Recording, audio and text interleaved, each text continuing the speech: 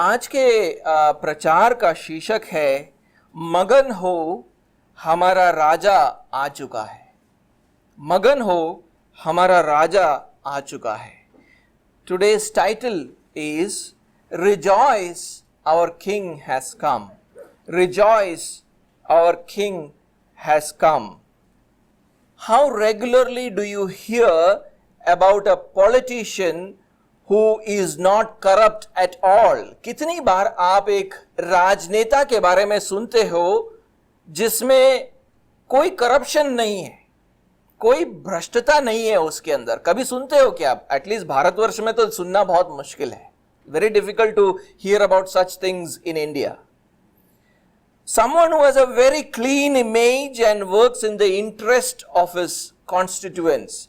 ऐसा एक राजनेता जिसकी छवि बिल्कुल साफ हो और वो अपने मतदाताओं के लिए काम करता हो। Have you heard about a politician who comes down and works with the poorest and weakest in the society? क्या आप ऐसे राजनेताओं के बारे में सुनते हो जो अपने शायद एयर कंडीशन गाड़ियों में से या गद्दियों से नीचे उतरकर सबसे गरीब तबके के लोगों के साथ वो काम करते हो?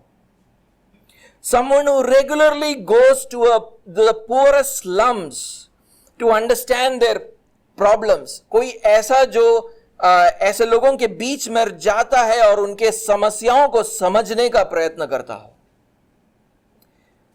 Integrity and humility are not virtues we attach with politicians. ये जो निष्ठा और नम्रता जैसे मूल्य है वो हम राजनेताओं से कभी जोड़ते नहीं हैं। Today I am going to preach from Zechariah. आज मैं जकरिया से मैं प्रचार करने वाला हूं। And during Zechariah's time, kings were largely known to be very unrighteous and proud. जकरिया के समय में राजाओं को जाना जाता था क्योंकि वो अधर्मी और घमंडी होते थे। But his prophecy jars us. लेकिन उसकी जो आज जो भविष्यवाणी है वो उस समय के लोगों को उसने हिला दिया होगा। As he talks about a righteous king who saves the unrighteous, वो ऐसे एक राजा की बात करता है जो धर्मी है, अधर्मियों को बचाने आया। A majestic king who humbles himself for the benefit of his subjects. एक प्रतापी राजा जो अपने प्रजा के भलाई के लिए अपने आप को नम्र करता है। That king is Jesus Christ. वो राजा यीशु मसीह है। Today is Palm Sunday and all across the world churches are trying to understand his kingship. आज पाम संडे है और दुनिया भर में कलीसियाएं उसके राजत्व को समझने का प्रयास कर रहे हैं। आज हम भी वही करेंगे। Today we are going to try to understand his kingship. Let me read for you Zechariah chapter 9 verse 9 to 10. मैं आपके लिए जकरिया का 9वां अध्याय 9 से 10 पढ़ूंगा। Rejoice greatly, O daughter of Zion. Shout aloud, O daughter of Jerusalem. Behold, your king is coming to you. Righteous and having salvation is he, humble and mounted on a donkey, on a colt, the foal of a donkey. I will cut off the chariot from Ephraim, and the war horse from Jerusalem, and the battle bow shall be cut off, and he shall speak peace to the nations. His rule shall be from sea to sea, and from river to the ends of the earth.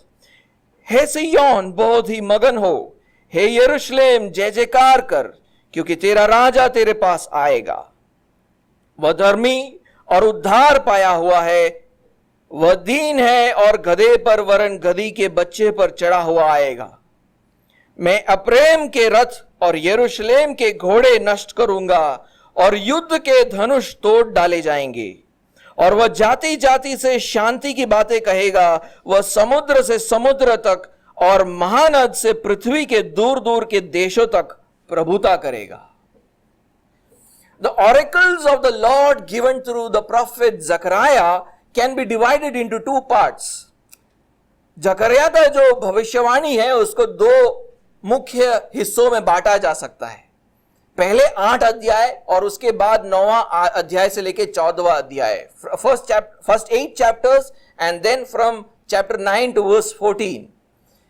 And our passage is in the second part. और हमारा जो आज का जो भाग है वो दूसरे भाग के शुरुआत में है. Now many people are not sure what is the exact context of this passage. बहुत सारे लोगों को ये पता नहीं है कि ये हमारे जो आयतें हैं उसका खास संदर्भ क्या है.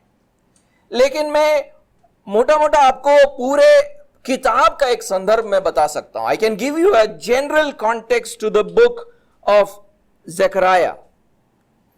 In 538 BC, the Persian king Cyrus issued a decree allowing exiles in Babylon to go back to their own lands. 538 ईसा पूर्व फारस का राजा खुसरू वो एक आज्ञा निकालता है कि बाबिलोन में रहने वाले हर एक व्यक्ति अपने अपने देश को जा सकता है. प्रवासी जो वहां रहते हैं वो अपने अपने देश को वापस जा सकता है. All exiles can go back to their own land. So many Jews who lived in that year in Babylon returned to Jerusalem. और उस दिन को वहां पर रहने वाले बहुत सारे यहूदी लोग थे जो यरूशलेम में वापस आते हैं. और उनमें से एक था जकराया. And one of them was the prophet Zechariah. Now the Jews had permission to rebuild the temple in Jerusalem. अब यहूदियों के पास ये अनुमति थी कि वो वापस यरूशलेम में आकर मंदिर का पुनर्स्थापना को करें. But the work of rebuilding the temple was hindered by the neighboring peoples. लेकिन ये मंदिर को फिर से पुनर्स्थापित करने का जो काम है उसको बार बार रोका गया पड़ोसी राज्यों के लोगों ने. But along with the prophet Haggai, Zechariah encouraged the Jews to continue to build the temple. हगाई भविष्यवक्ता के साथ मिलकर जकरिया ने अपने लोगों को प्रोत्साहित किया कि तुम अपने साहस को मत छोड़ो, लेकिन मंदिर को बनाने का काम तुम जारी रखो.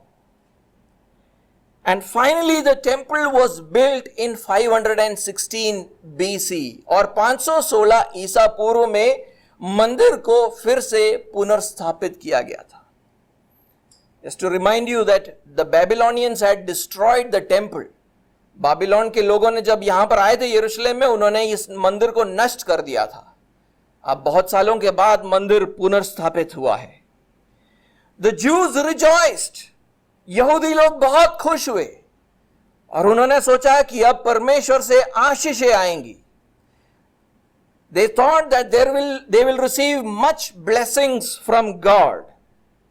But they remained an insignificant and powerless people. लेकिन वो बहुत सालों तक मामूली और बिल्कुल निर्बल एक देश बना रहा.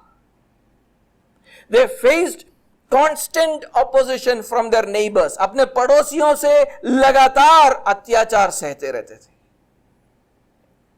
They continued to be ruled by foreigners. जो बाहर के लोग थे वो उनके ऊपर आकर राज्य करते थे. जकरिया के समय में फारसी लोग राज करते थे. During Zechariah's time the Persians used to rule. उसके बाद यूनानी आए, देन द ग्रीक्स, और उसके बाद रोमी आए, then the Romans. And here in Zechariah chapter 9 and verse 9 and 10, God promises the coming of a new king in Jerusalem who will transform this nation and become the ruler of the whole world. यहां पर परमेश्वर इन लोगों को कहता है कि तुम्हारे लिए एक नया राजा आएगा यरूशलेम में, जो पूरे पृथ्वी के ऊपर राज्य करेगा.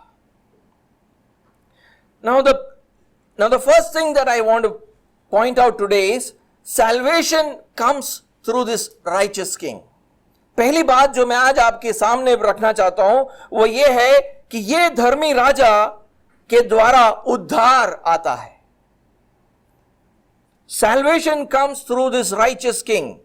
The people of God living at that time in Jerusalem are called daughter of Zion, daughter of Jerusalem. आप उन आयतों को पढ़ेंगे, 9वें आयत को, तो वहां पर परमेश्वर के लोगों को जो यरूशलेम में रहते थे उनको क्या कहा गया है? सियोन, यरूशलेम. They were an oppressed and discouraged people. उत्पीड़ित और निरुत्साहित लोग थे, लेकिन उनको परमेश्वर कहता है मगन हो, जय जयकार कर. But to such people he says what? He says rejoice, shout in triumph. Why? क्यों ऐसा कहता है? He tells them, behold, your king is coming to you. वो बोलता है उनसे कि तुम्हारा राजा तुम्हारे पास आएगा. Probably they were looking for a king who would rescue them from the cycle of oppression. वो शायद एक ऐसे राजा की खोज में थे जो आकर उनको इस उत्पीड़न से बचाएगा. In that case, it is indeed a reason to be excited. अगर ऐसा है तो सच में उनके लिए ये एक कारण है कि वो उत्साहित हो पाए. But they probably want to know what kind of king is this. शायद वो जानना चाहते थे कि ये किस प्रकार का राजा है जो हमारे लिए आएगा. What kind of king is he going to be? वो किस प्रकार का राजा है? यहोवा कहता है वह धर्मी और उद्धार पाया हुआ है. The Lord says, righteous and having salvation is he. A righteous king was a rare commodity at that time. उन दिनों में एक धर्मी राजा होना बहुत मुश्किल बात थी, दुर्लभ बात थी. कोई धर्मी राजा उन दिनों में होता नहीं था. But here the Lord says that the king would be righteous. लेकिन यहां पर यहोवा उनसे कहता है आने वाला राजा धर्मी होगा. But the Lord also says having salvation is he. लेकिन उसके साथ वो बोलता है कि ये राजा के हाथ में क्या है? वो उद्धार पाया हुआ है. Another translation says endowed with salvation. उसे उद्धार प्रदान किया गया है. He is righteous and brings with him salvation for his people. वो धर्मी है, अपने लोगों के लिए उद्धार लेकर आ रहा है. He will be their righteous savior. वो उनका धर्मी उद्धार करता होगा. This promise is fulfilled only in Christ Jesus. ये भविष्यवाणी पूरी होती है सिर्फ यीशु मसीह में. He is the Son of God who came as the King of Israel. ये परमेश्वर का पुत्र है जो इज़राइल का राजा बनकर आया. He was born as a descendant of the King David. वो दाऊद राजा का वंशज बनकर पैदा हुआ इस दुनिया में. When Jesus arrived on the public scene, he was immediately recognized as the King of Israel. जब यीशु मसीह का सार्वजनिक जीवन शुरू होता है, तुरंत उसको पहचाना जाता है कि ये इज़राइल का राजा है. आप मेरे साथ पढ़े यूहन्ना का पहला अध्याय और 49वां आयत. Let me read with you John chapter 1 and verse 49.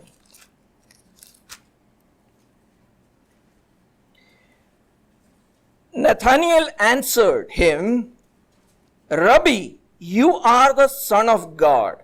You are the King of Israel. 49वें आयत में नथानिएल ने उसको उत्तर दिया, हे रबी, तू परमेश्वर का पुत्र है, तू इज़राइल का महाराजा है. ऐसे करके वो बोलता है उससे.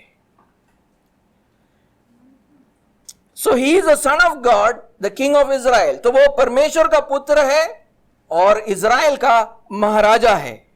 This is how one of his early disciples recognized him. उसके सबसे पहले चेलों में से उन्होंने उसको इस तरह पहचाना कि वो इज़राइल का महाराजा है. He is the King of Israel. That is how he identified him.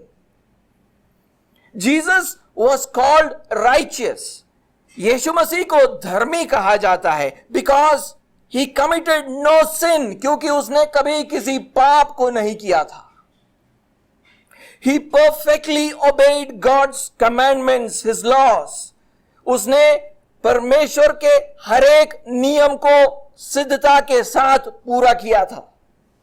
1 Peter chapter 2 and verse 22 says that Jesus Christ committed no sin. पहले पतरस के दूसरे अध्याय 22वें आयत में लिखा गया है कि यीशु मसीह ने कभी पाप नहीं किया है. And God has sent him to accomplish salvation for his people. और उसने उसको भेजा है, परमेश्वर ने उसको भेजा है ताकि वो उसके लोगों का उद्धार करे. Therefore he not only lived a righteous life, he also paid the penalty for the sins of his people. वो सिर्फ एक धर्मी जीवन नहीं जीता है, लेकिन वो अपने लोगों के पापों के लिए दाम भी चुकाता है. On a cross, he absorbed the wrath of God. उस एक क्रूस के ऊपर वो परमेश्वर के क्रोध को पी जाता है. जो उसके लोगों पर गिरना चाहिए था, वो पी जाता है. The wrath of God which was to fall on his people, he absorbs it. On that cross was written a title. उस क्रूस के ऊपर उसका जो पदवी है वो लिखा गया है. On that cross was the title, he is the king of the Jews. उस क्रूस के ऊपर लिखा गया था, ये यहूदियों का राजा है. What was happening on the cross? उस क्रूस पर उस दिन क्या हुआ? On that cross an exchange was happening. उस क्रूस पर एक लेन देन हो रहा था. The righteous Jesus took the sins of his people. धर्मी यीशु मसीह ने अपने लोगों के पापों को अपने कंधों पर ले लिया. And he imputed his righteousness to them. और उसने अपनी धार्मिकता को उनके ऊपर रखा. So that when they put their faith in him, their sins would be forgiven and they would receive the righteousness of Christ. ताकि कोई भी व्यक्ति उस यीशु के ऊपर विश्वास करे तो उसके पापों को क्षमा कर दिया जाता है और उसको यीशु मसीह की धार्मिकता पहनाई जाती है. Look what Paul says in Philippians chapter 3 and verse 9. फिलिपियों के तीसरे अध्याय में देखिए पौलुस क्या बोलता है. तीसरा अध्याय और 9वां आयत. Chapter 3 and verse 9.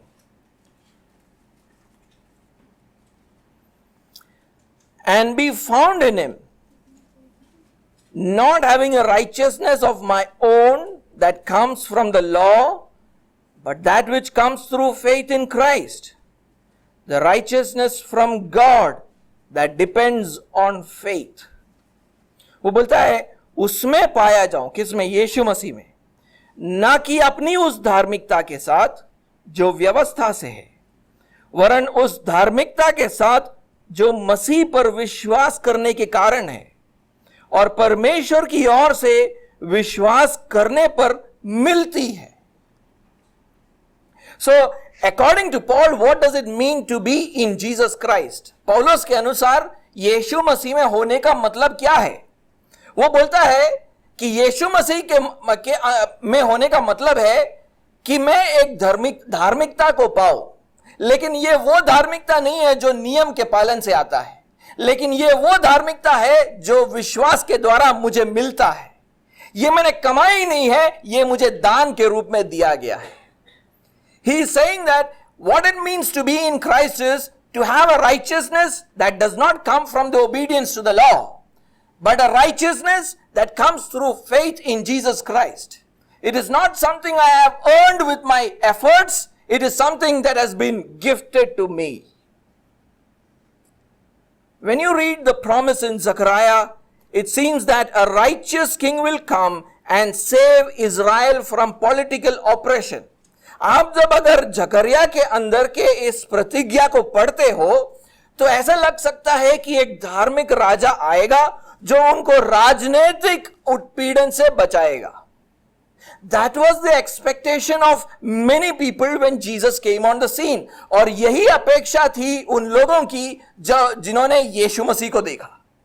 यीशु मसीह आता है तो लोग क्या सोचते हैं? ये हमें राजनीतिक उत्पीड़न से बचाएगा, that he would save us from the Roman rule. ये रोमियो से हमको बचाएगा. And that is why on the original Palm Sunday, when Jesus arrived in Jerusalem on a donkey, the people sang, "Blessed is the coming kingdom of our father David. Hosanna in the highest." उसीलिए ये जो पहले लोग थे जिन्होंने वो पहले palm Sunday पर यीशु मसीह को देखा कि कैसे यरूशलेम में वो गधे पर चढ़कर आ रहा है, तो वो गीत गाते हैं, स्तुति करते हैं ये बोलकर, हमारे पिता दाऊद का राज्य जो आ रहा है, धन्य है आकाश में होसाना. But God was doing something far more transformative. परमेश्वर वहां पर उनके लिए बहुत ही एक बड़ा परिवर्तन कर रहा था. Their operation was not their main problem. उनका जो उत्पीड़न था वो उनकी सबसे बड़ी समस्या नहीं थी. Their sin was their main problem. उनकी सबसे बड़ी समस्या उनका पाप था. The years of oppression they faced was the consequence of their rebellion towards God. उन्होंने जो बहुत सालों तक उत्पीड़न सहा वो परमेश्वर के खिलाफ उनके बलवे का परिणाम था. So in the righteous king, Lord is planning to deal with their sinful nature. तो इस धार्मिक राजा के द्वारा परमेश्वर उनके पापी चरित्र के साथ बदलाव कर रहा था, उनको उसको बदल रहा था. To give them salvation through this righteous king. वो इस धर्मी राजा के द्वारा उनको उद्धार दे रहा था. In the same way, many of us think that poverty is our biggest problem. हम में से बहुत सारे लोग ये सोचते हैं हमारी गरीबी सबसे बड़ी समस्या है हमारी. We are thinking that our sickness is our main problem. बहुत सारे लोग सोचते हैं मेरी बीमारी मेरी सबसे बड़ी समस्या है. We are thinking that our enemies are our greatest problem. हम सोचते हैं कि हमारे दुश्मन हमारे सबसे बड़ी समस्या है. No, they are not. ये सारी चीजें आपकी सबसे बड़ी समस्या नहीं है. They are just the consequences of sin. ये सब सिर्फ पाप का परिणाम है. The consequences of our sin and the sins of this world, हमारे पाप का और इस दुनिया के लोगों के पाप का परिणाम है ये सारा चीज. गरीबी, बीमारी, दुश्मनी, poverty, sickness, enmity, these are all products of sin. ये सारी चीजें पाप का वेतन है, पाप का परिणाम है. In Romans chapter 3 and verse 10 it is written, there is none righteous, not even one in this world. Romeo का 3 अध्याय 10वां आयत में कहा गया है कि इस पृथ्वी पर कोई धर्मी नहीं, एक भी नहीं, एक भी नहीं. There is not one man who is righteous on this earth.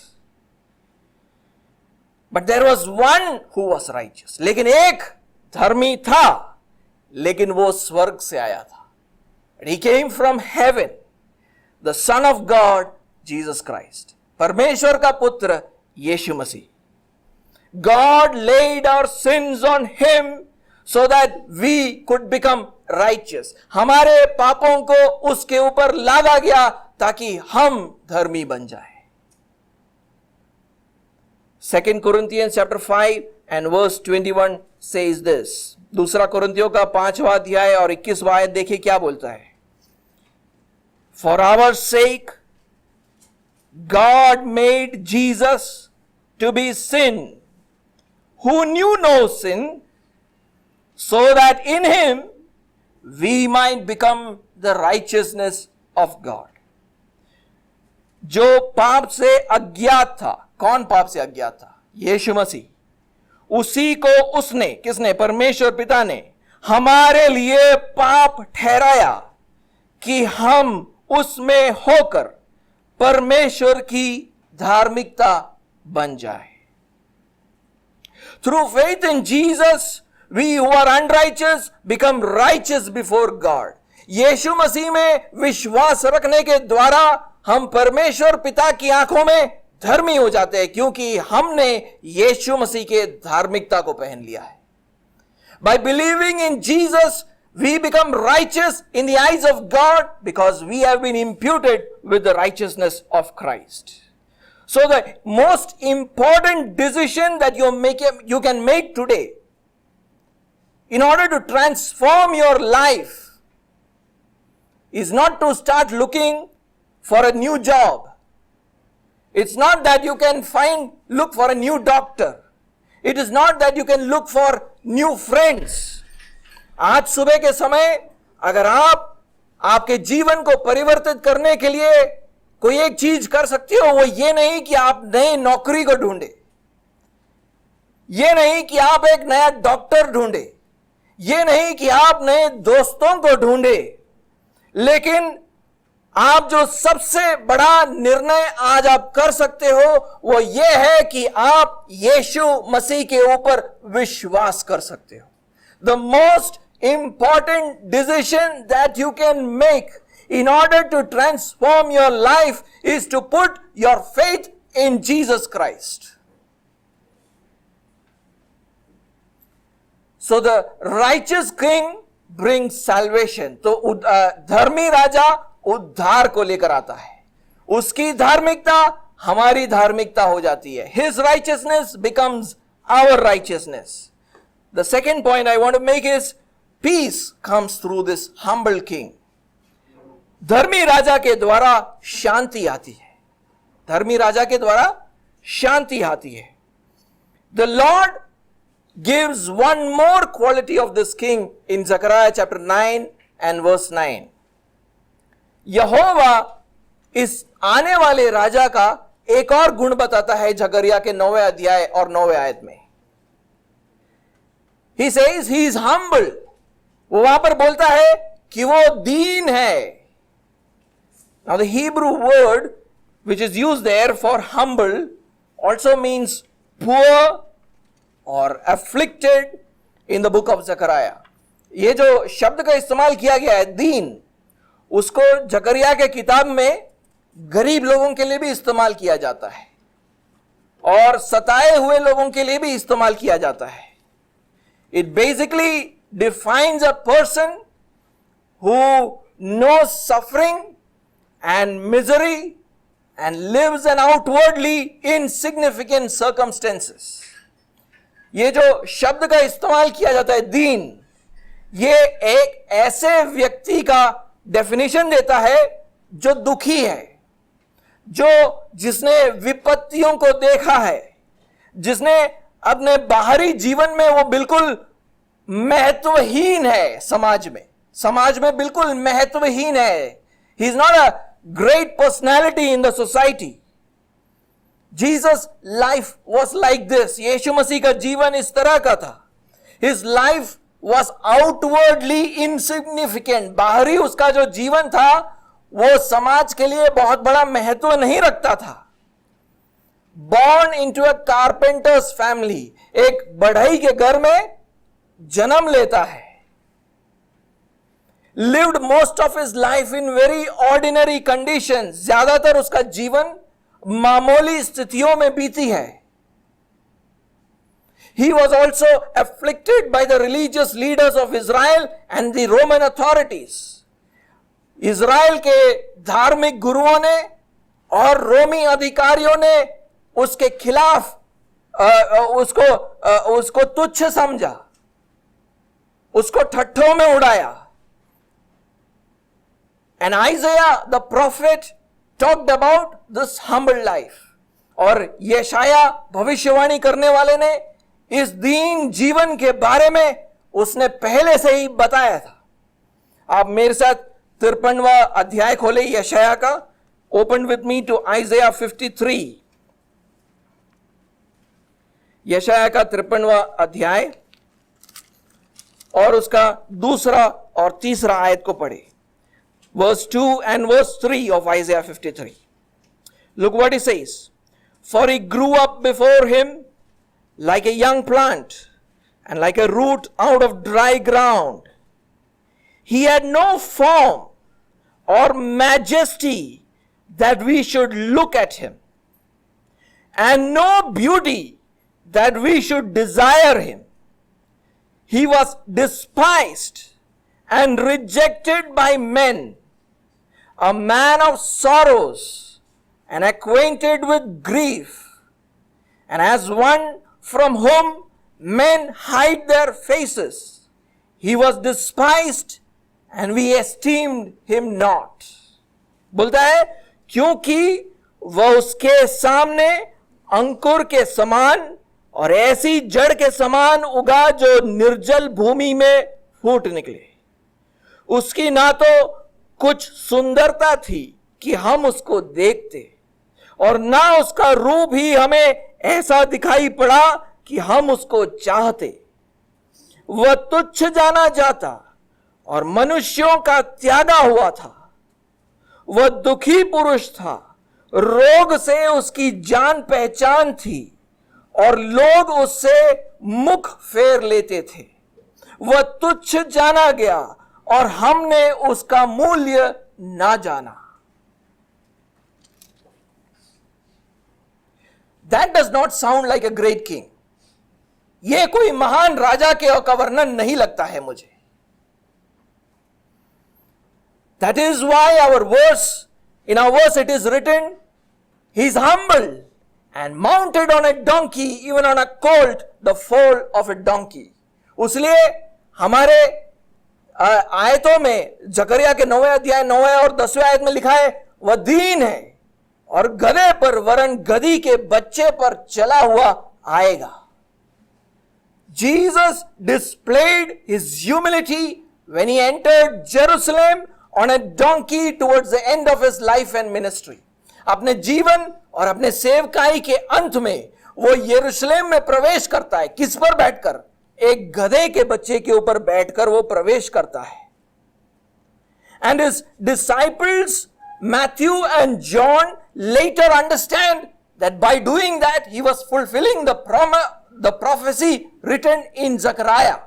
उसीलिए जो उसके चेले हैं मत्ती और यूहन्ना, वो बहुत समय के बाद इस बात को समझते हैं कि उस दिन जब वो गधे पर बैठकर आया था, वो जकरिया में लिखे हुए भविष्यवाणी को पूरा कर रहा था. मैं दोनों लोगों को मैं पढ़ना चाहता हूं. मेरे साथ मत्ती का 21वां अध्याय निकाले और 1 से 5 पढ़े. Let me take out Matthew chapter 21. Let's read both Matthew and John. Matthew 21 and verse 1 to 5. 21वां अध्याय पहले आयत से 5वां आयत मत्ती का. Now when they drew near to Jerusalem and came to Bethphage to the Mount of Olives, then Jesus sent 2 disciples, saying to them, go into the village in front of you, and immediately you will find a donkey tied and a colt with her. Untie them, bring them to me. If anyone says anything to you, you shall say, the Lord needs them. He will send them at once. This took place to fulfill what was spoken by the prophet, saying, say to the daughter of Zion, behold, your king is coming to you, humble and mounted on a donkey and on a colt, the foal of a beast of burden. Hindi में पढ़ूंगा. जब वे यरूशलेम के निकट पहुंचे और जैतून पहाड़ पर बेतफगे के पास आए, तो यीशु ने 2 चेलों को यह कहकर भेजा, सामने के गांव में जाओ. वहां पहुंचते ही एक गधी बंधी हुई और उसके साथ बच्चा तुम्हें मिलेगा. उन्हें खोलकर मेरे पास ले आओ. यदि तुमसे कोई कुछ कहे तो कहना कि प्रभु की इनका प्रयोजन है, प्रभु को इनका प्रयोजन है, तब वह तुरंत उन्हें भेज देगा. फिर देखिए, ध्यान से पढ़िए वो क्या बोलता है. यह इसलिए हुआ कि जो वचन भविष्यवक्ता, कौन सा भविष्यवक्ता? जकरिया भविष्यवक्ता के द्वारा कहा गया था वो पूरा हो. सिय्योन की बेटी से कहो, देख तेरा राजा तेरे पास आता है, वह नम्र है और गधे पर बैठा है, वरन लादू के बच्चे पर. I want you also to read John chapter 12. मैं चाहता हूं कि आप यूहन्ना के 12वें अध्याय में भी जाएं और उसके 12वें आयत से लेकर 15वें आयत को पढ़ें. Let us read John chapter 12 and verse 12 to 15. The next day, the large crowd that had come to the feast heard that Jesus was coming to Jerusalem. So they took branches of palm trees and went out to meet him, crying out, Hosanna! Blessed is he who comes in the name of the Lord, even the King of Israel. And Jesus found a young donkey and sat on it, just as it is written. Written where? In the prophet Zechariah. Fear not, daughter of Zion. Behold, your king is coming, sitting on a donkey's colt. दूसरे दिन बहुत से लोगों ने जो पर्व में आए थे यह सुना कि यीशु यरूशलेम में आ रहा है, इसलिए उन्होंने खजूर की डालियां ली और उसे भेंट करने को निकले और पुकारने लगे, होशाना! धन्य इज़राइल का राजा जो प्रभु के नाम से आता है। जब यीशु को गधे का एक बच्चा मिला तो वह उस पर बैठ गया, जैसे लिखा है। कहां लिखा है? जकराया में। हे सिय्योन की बेटी, मत डर, देख तेरा राजा गधे के बच्चे पर चढ़ा हुआ चला आता है। On that day, Jesus declared himself to be that humble king of Jerusalem about whom Zechariah had prophesied. उस दिन यीशु मसीह ये घोषणा करता है कि मैं वो दीन राजा हूं जिसके बारे में भविष्यवक्ता जकरिया ने बोला था। That is why, we see that there. But his humility is magnified in his incarnation and in his death. लेकिन उसकी जो नम्रता है, उसकी जो दीनता है, वो बिल्कुल हमें अच्छे से समझ आती है उसके देह धारण में और उसकी मृत्यु में। Even though he is God, he condescended himself by coming to earth as a human being. वो परमेश्वर है, लेकिन फिर भी उसने अपने आप को झुकाया और इस पृथ्वी पर एक मनुष्य के रूप में आया। Paul talks about this in Philippians chapter 2 verse 6 to 7. पौलुस इसके बारे में बोलता है फिलिपियों के दूसरे अध्याय और उसके 6वें और 7वें आयत में। He says, who, though he was in the form of God, did not count equality with God a thing to be grasped, but made himself nothing, taking the form of a servant, being born in the likeness of men. वो लिखता है जिसने, किसने? यीशु मसीह ने परमेश्वर के स्वरूप में होकर भी परमेश्वर के तुल्य होने को अपने वश में रखने की वस्तु न समझा, वरन अपने आप को ऐसा शून्य कर दिया और दास का स्वरूप धारण किया और मनुष्य की समानता में हो गया। And he experienced the extremes of spiritual and physical poverty and affliction when he absorbed the wrath of God on that cross. उसने आत्मिक और शारीरिक गरीबी और दुख की तीव्रता का अनुभव किया उस क्रूस के ऊपर। Read verse 8, 8वां आयत को एक बार पढ़े। And being found in human form, he humbled himself by becoming obedient to the point of death, even death on a cross. और मनुष्य के रूप में प्रकट होकर अपने आप को क्या किया? दीन किया और यहां तक कि आज्ञाकारी रहा कि मृत्यु, हां क्रूस की मृत्यु भी उसने सह ली। How should God have come down to meet his rebellious people? परमेश्वर अगर स्वर्ग छोड़कर उन लोगों से मिलने आता है पृथ्वी पर जो जिन लोगों ने उसके खिलाफ बलवा किया है, उसको कैसे आना चाहिए था? How should God have come to meet his rebellious people? He should have come as a judge. वो एक न्यायी बनकर आना चाहिए था, रथ पर आना चाहिए था घोड़ों के साथ। He should have come on a chariot with horses, with a sword in his hand. उसके हाथ में तलवार होना चाहिए था, लेकिन वो कैसे आया? How did he come? He came on a donkey and identified himself with sinners by dying on a cross. उसने क्या किया? वो एक गधे पर बैठकर आया, क्रूस पर मरकर उसने अपनी शिनाख्त पापियों से की है। He did this because he had come to bring peace between God and his people.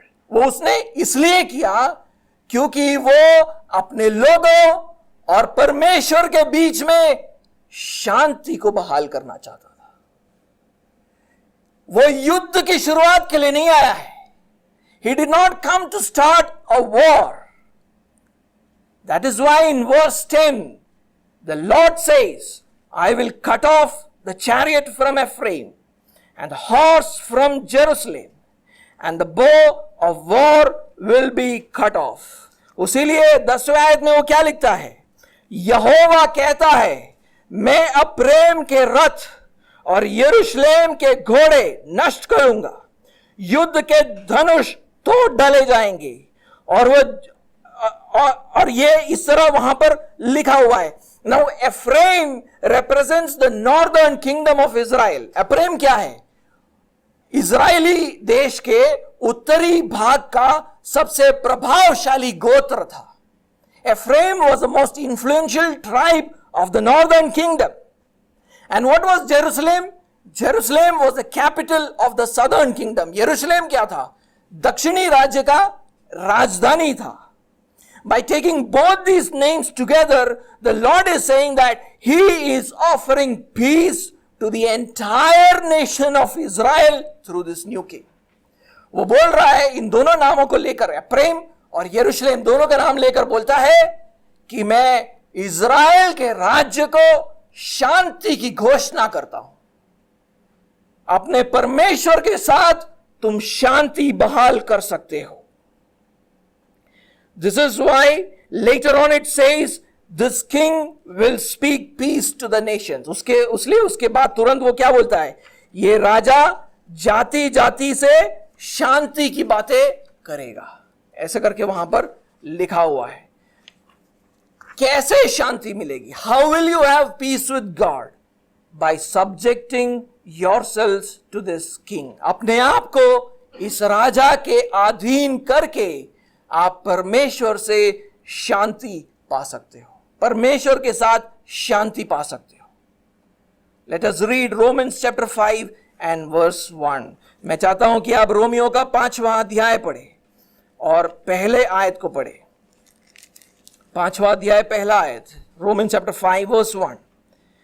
Therefore, since we have been justified by faith, we have peace with God through our Lord Jesus Christ.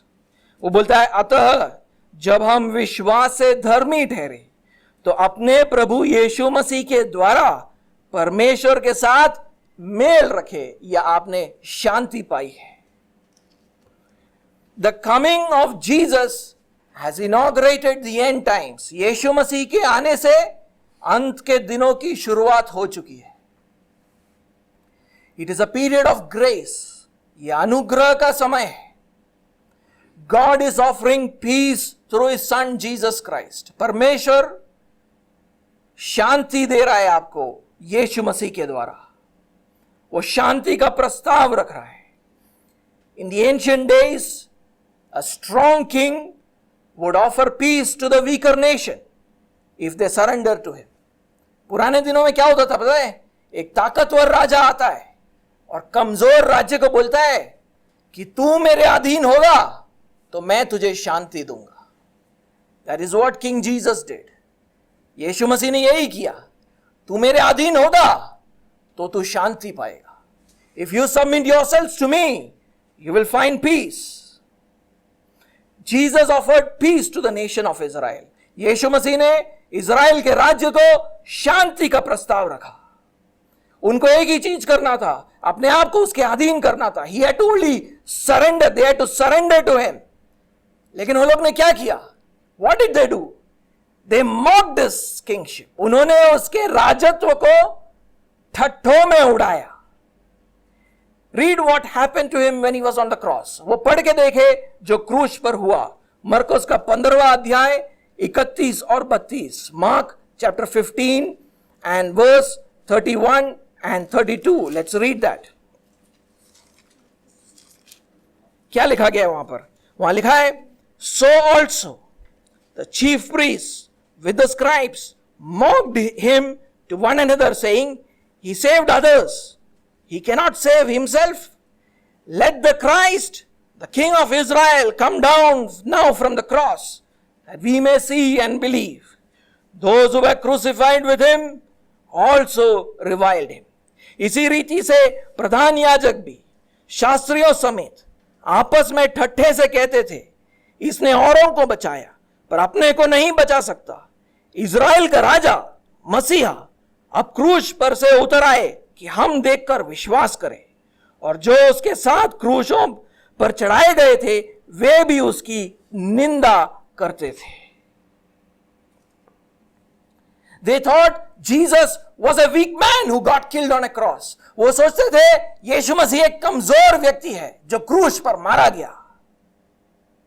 But we should not take the humility of Jesus as a weakness. लेकिन हमें उसकी दीनता को उसकी कमजोरी नहीं समझनी है। But his humility brings peace with God. लेकिन उसकी नम्रता, उसकी दीनता हमारे लिए परमेश्वर के साथ शांति को बहाल करता है। Soon this offer of peace will expire. ये जो ऑफर है, शांति का ऑफर, वो जल्द खत्म होने वाला है। And Jesus will come back to judge the world. लेकिन अब यीशु आएगा वापस, तो वो न्याय करने आएगा। This time he will come not on a donkey. इस बार वो गधे पर बैठकर नहीं आएगा। कैसे आएगा? वो युद्ध करने आ रहा है इस बार।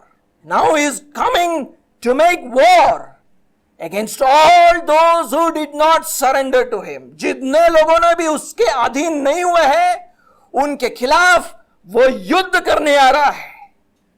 घोड़े पर बैठकर, तलवार उठाकर आ रहा है। प्रेरित यूहन्ना इसका दर्शन देखता है। The apostle John sees a vision of this. मैं चाहता हूं कि आप मेरे साथ प्रकाशित वाक्य पढ़े। I want you to read Revelation chapter 19 and verse 11 to 16. Revelation chapter 19 verse 11 to 16. Then I saw heaven opened, and behold, a white horse. The one sitting on it is called Faithful and True, and in righteousness he judges and makes war. His eyes are like a flame of fire, and on his head are many diadems, and he has a name written that no one knows but himself. He is clothed in a robe dipped in blood, and the name by which he is called is the Word of God. And the armies of heaven, arrayed in fine linen, white and pure, were following him on white horses. For from his mouth comes a sharp sword, with which to strike down the nations, and he will rule them with a rod of iron. He will tread the winepress of the fury of the wrath of God the Almighty. On his robe and on his thigh he has a name written, King of Kings and Lord of Lords. Hindi में पढ़ूंगा। फिर मैंने स्वर्ग को खुला हुआ देखा, और देखता हूं कि एक श्वेत घोड़ा है, और उस पर एक सवार है जो विश्वास योग्य और सत्य कहलाता है। वो धर्म के साथ न्याय और युद्ध करता है।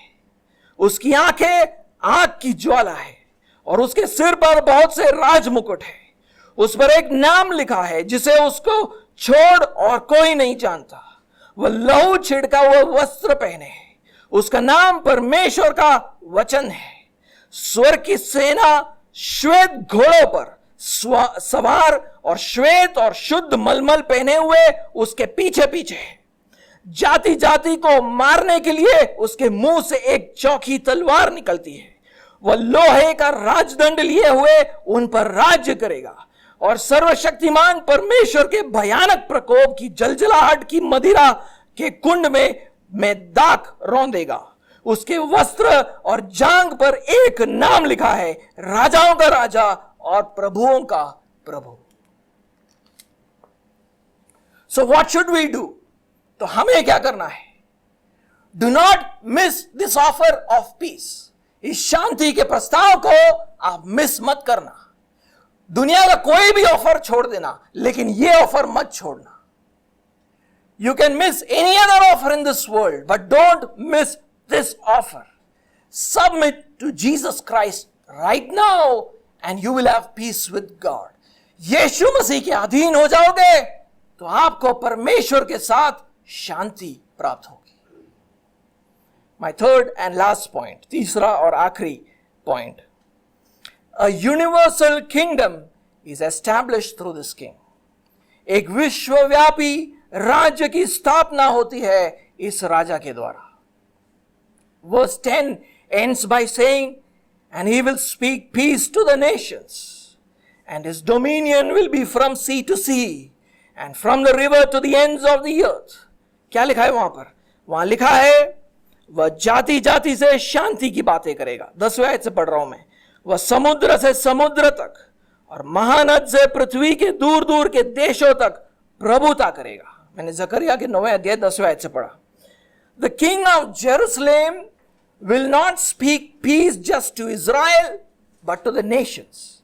ये आने वाला राजा सिर्फ इज़राइल से शांति की बातें नहीं करता है। किसके साथ करता है? जाति जाति से ये बातें करता है।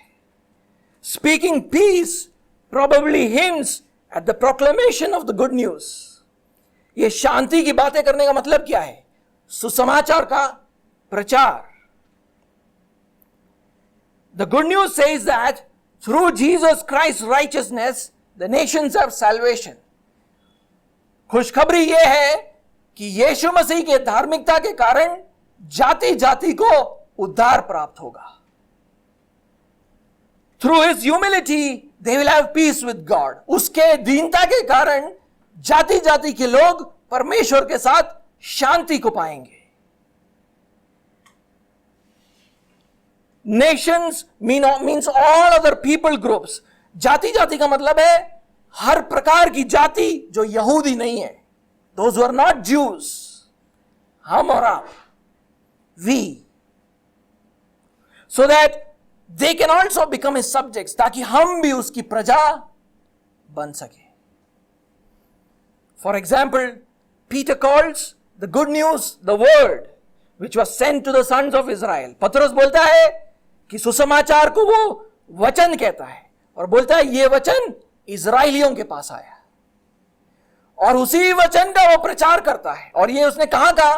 कॉर्नेलियस के घर पे जो अन्य जाति का था। He said this in the house of Cornelius who was from a Gentile background. और वहां पर जब इसका प्रचार करता है तो अन्य जाति के लोग भी यीशु मसीह को स्वीकार करते हैं। When he preaches this good news, even those who are not Jews, Gentiles, put their faith in Jesus Christ. Paul also says that in Jesus Christ, peace was established between God and the Gentiles, between Jews and Gentiles. Paulus बोलता है यीशु मसीह के कारण, उसके क्रूस के कारण परमेश्वर और अन्य जातियों में मेल मिलाप हो चुका है। वो बोलता है सिर्फ परमेश्वर और अन्य जातियों में नहीं, अन्य जाति और यहूदियों में भी मेल मिलाप हो चुका है। लेकिन ये हो कैसा रहा है? यीशु मसीह के क्रूस के कारण। मेरे साथ एफेसियों का 2 अध्याय पढ़े और उसका 14वें आयत से 16वें आयत को पढ़ेंगे। एफेसियंस चैप्टर 2 2 अध्याय 14 से 16, 14 to 16, chapter 2 verse 14 to 16. For he himself is our peace. Who? Jesus Christ, who has made us both one, who Jews and Gentiles, and has broken down in his flesh the dividing wall of hostility by abolishing the law of commandments expressed in ordinances. He might create in himself one new man in place of the two, so making peace. That means there is now peace between Jews and Gentiles, and might reconcile us both to God in one body through the cross, thereby killing the hostility. So now both Jews and Gentiles have been reconciled to God. 14वें आयत में पढ़ा है, क्योंकि वही हमारा mail है. कौन? यीशु मसीह, जिसने दोनों कौन?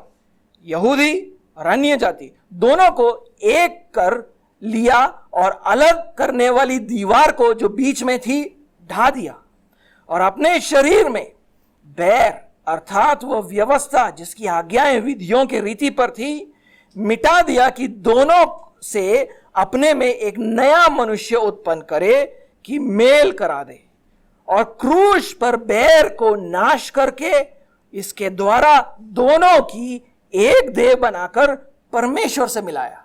यानी उसने यहूदियों को अन्य जातियों को मिला दिया और मिलाकर दोनों को किसके साथ मेल मिलाप करवाया? परमेश्वर के साथ. Once again, John also sees a vision. यूहन्ना भी इस बात का दर्शन देखता है. Those worshipping Jesus in heaven say he has purchased with his blood men from every tribe and tongue and people and nation. यूहन्ना जब एक दर्शन देखता है स्वर्ग के बारे में, तो वहां पर वो देखता है कि कैसे उसकी आराधना करने वाले लोग यीशु मसीह को कहते हैं कि तूने अपने लहू से हर एक कुल और भाषा और लोग और जाति में से लोगों को मोल लिया है. मेरे साथ एक बार पढ़े प्रकाशित वाक्यों का 5वां अध्याय और उसका 8 से 9. प्रकाशित वाक्य 5वां अध्याय और उसका 8 से 9. देखिए वहां पर क्या लिखा है. Revelation 5 verse 8 and 9. And when he had taken the scroll, the 4 living creatures and the 24 elders fell down before the Lamb, each holding a harp and golden bowls full of incense, which are the prayers of the saints. And they sang a new song, saying, Worthy are you to take the scroll and to open its seals, for you were slain, and by your blood you ransomed people for God from every tribe and language and people and nation. वो बोलता है जब उसने पुस्तक ले ली तो वे चारों प्राणी और 24 प्राचीन उस मेमने के सामने गिर पड़े. मेमना कौन है? यीशु मसीह.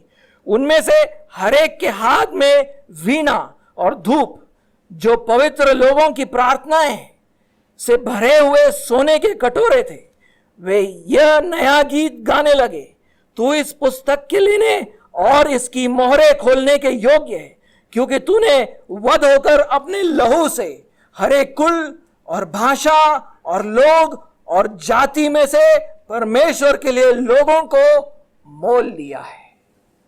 So all kinds of people from across the world are going to be part of this new kingdom of this new king. दुनिया भर से हर प्रकार के लोग इस नए राजा के राज्य के भागीदार होंगे. And this kingdom will extend to the farthest corners of the earth. और ये राज्य इस दुनिया के चारों ओर तक फैलेगा. That is why the Lord says through Zechariah, and his dominion will be from sea to sea and from the rivers to the ends of the earth. उसीलिए यहोवा जकरिया के द्वारा बोलता है समुद्र से समुद्र तक, महानद से पृथ्वी के दूर दूर के देशों तक वो प्रभुता करेगा. The whole earth will be under the kingship of Jesus. सारी पृथ्वी यीशु मसीह के राजत्व के नीचे होगा. And this rule began at the resurrection of Jesus from the dead. ये राज्य की शुरुआत हो चुकी है जब यीशु मृत्यु में से जी उठा. Because he defeated all his enemies. उसने हर एक अपने दुश्मन के ऊपर विजय प्राप्त किया. Over every evil spiritual power and over death. उसने हर एक आत्मिक दुष्ट ताकतों को और मृत्यु को हराया. And now he expects all of us to repent from our sins and submit to him. और वो चाहता है हम सब अपने पापों से फिरे और अपने आप को उसके अधीन करें. The prophet Zechariah spoke around 500 BC. जकरिया भविष्यवक्ता 500 ईसा पूर्व बोलता है. Through the prophet, the Lord called all the Jews who believed in this coming king to rejoice and shout in triumph. यहोवा उन दिनों में यहूदियों को बोलता है कि तुम्हारा राजा आने वाला है, उसलिए क्या करो, मगन हो और जय जयकार करो, knowing that one day their king will come and accomplish all these things. वो इसलिए बोलता है क्योंकि ये राजा आएगा और जो भी बातों को हमने सीखा है उसको वो पूरा करेगा। लेकिन आज वो भविष्यवाणी पूरी हो चुकी है। That prophecy has been fulfilled. 500 years after Zechariah, Jesus Christ came. 500 जकरिया के 500 साल बाद यीशु मसीह आया। By his righteousness he achieved salvation. उसके धार्मिकता के कारण उसने उद्धार को पाया। By his humility he achieved peace with God. उसके दीनता के कारण वो शांति को बहाल करता है। And if we believe in him, we have a greater reason to rejoice and shout in triumph. अगर हम उसके ऊपर विश्वास करते हैं तो हमारे लिए एक बहुत बड़ा कारण है क्या करने का, मगन होने का और उसका जय जयकार करने का। Because through Jesus we have salvation. उसके द्वारा हमने उद्धार पाया है। Now we can nothing can hold us captive. अब हमें कोई भी चीज बंदी बनाकर नहीं रख सकता है। We have peace with God. हमने परमेश्वर के साथ शांति पाई है। A peace that transcends all the trials of this life. एक ऐसी शांति जो इस दुनिया के मुश्किलों और दुखों से परे है। A peace that will eventually lead us to a place where there will be no mourning or crying or pain. और ये शांति हमें उस जगह पर ले जा रहा है जहां ना शोक होगा, ना विलाप होगा, ना पीड़ा होगी। उसलिए परमेश्वर के लोगों क्या करना है, यीशु मसीह में मगन हो और उसका जय जयकार करो। So people of God, what do we need to do? Rejoice and shout in triumph.